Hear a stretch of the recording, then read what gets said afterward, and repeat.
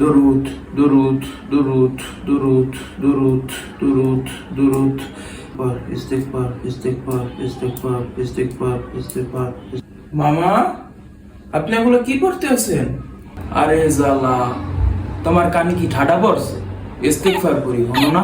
ইস্তিগফার ইস্তিগফার ইস্তিগফার। হ্যাঁ, দুরুদ ইস্তিগফার করা তো ভালো জিনিস, তবে দুরুদ দুরুদ দুরুদ ইস্তিগফার ইস্তিগফার ইস্তিগফার এগুলো কি মামা? আরে জালা, মাদ্রাসা পড়ে কি বেশি শিখে গেছো? আমরা সাধারণ মানুষ পড়লে আমরা কি কিছু জানি না? ইসলাম এখন মানুষের হাতে হাতে। তোমাদের মাদ্রাসার মধ্যে এখন বন্দি নেই। ইসলাম এখন অনেক বিস্তৃত, ইন্টারনেটেও এখন ইসলাম পাওয়া যায়। হজরের পরই এক শায়েখের বক্তব্য শুনলাম, তিনি বললেন যে সকালে 100 বার দুরুদ, 100 বার কালিমা, 100 বার ইস্তেগফার পড়তে। তাই আমি পড়তে এসেছি। তোর জীবনের সময় আমাকে ডিস্টার্ব করবে।